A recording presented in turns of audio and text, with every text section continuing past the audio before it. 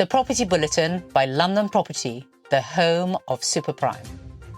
Landlords are once again in the firing line. An open letter to Housing Secretary Angela Rayner, signed by 28 organisations including Shelter, demands changes to the Renters' Rights Bill. Specifically, they want to limit when landlords can request a guarantor, claiming it's a discriminatory practice that shuts out poorer tenants. Let's be clear, this is a fundamental misunderstanding of how the rental market works. Guarantors aren't about discrimination, they're about managing risk. Income alone doesn't tell you if someone is a reliable tenant. We look at credit history, payment patterns, other debts, and crucially, whether the tenant has a financial safety net if things go wrong. Life happens. Jobs are lost, circumstances change. A guarantor is not punishment, it's a protection for both sides. Right now, one landlord I know has a tenant who lost their job. Without a guarantor, she'd be facing months of unpaid rent. Instead, the guarantor stepped in and covered the shortfall. That's how this works. It's not about trust, it's about responsibility. This isn't a power play, it's standard practice, not just in property, but in finance too. Mortgages, loans, credit cards, they all assess risk and often require security. Why should renting be any different? Landlords don't ask for guarantors to be difficult. We do it because people are unpredictable and property is a business, not a charity. Before rewriting rental rules, labour and housing charities should take the time to understand how this market actually functions. Norway's sovereign wealth fund, managed by Norges Bank Investment Management, NBIM, has made a major play in London real estate, acquiring a 25% stake in Covent Garden for £570 million, valuing the iconic estate at £2.7 billion. The deal, done with Shaftesbury Capital, which remains the majority owner and manager, adds one of London's most visited retail and cultural hubs to NBIM's expanding UK portfolio. Covent Garden boasts 220-plus shops, restaurants, theatres and landmarks like the Royal Opera House, with footfall in the millions. Jayesh Patel, NBIM's head of UK real estate, said the move reflects long-term confidence in London, complementing holdings already established in Mayfair, Regent Street and Meadowhall in Sheffield. Despite broader UK market headwinds, institutional capital is clearly still backing prime West End assets and seeing opportunity in quality stock at competitive valuations. With this acquisition, Norway's oil fund further solidifies itself as one of the biggest foreign landlords in central London.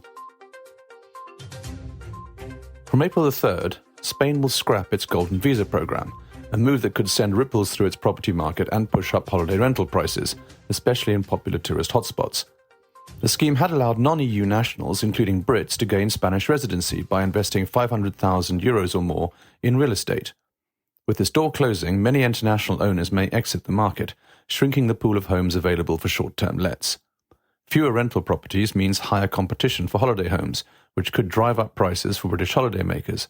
It also poses a risk to local economies that benefit from expats and digital nomads who rent long-term or spend year-round. For UK-based investors, this change may cool interest in Spanish property and redirect demand to more visa-friendly markets like Portugal, Canada, or Dubai. If you own or are eyeing Spanish real estate, now's the time to review your strategy. From the 6th of April 2025, the UK will scrap its non-domiciled, non-dom tax regime, a centuries-old system that allowed wealthy residents to avoid UK tax on overseas income for up to 15 years. For global high-net-worth individuals, the message is clear: the tax climate is shifting fast. The new rules introduce a 4-year foreign income tax exemption for new UK residents. After that, global earnings will be taxed like any UK citizen, ending one of Britain's biggest tax perks for the ultra-wealthy. This marks a seismic change for London's wealth and property market. In 2024 alone, over 10,800 millionaires left the UK, a 157% rise from 2023, and the trend is accelerating, with investors eyeing Dubai, Singapore, the US and Italy as alternative bases, with more favourable tax regimes. The shift is already triggering property sales, particularly in the luxury segment, as families restructure global assets. International tax lawyers are also urging clients to reallocate portfolios, rethink residency, and explore double taxation treaties to soften the blow.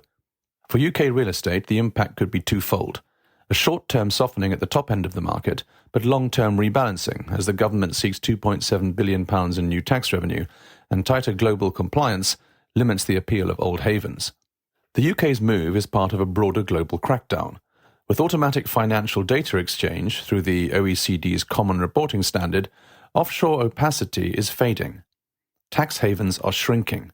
The message? Transparency is in, secrecy is out. Subscribe to our newsletter to receive our weekly bulletins and stay ahead of what's shaping the super prime property market.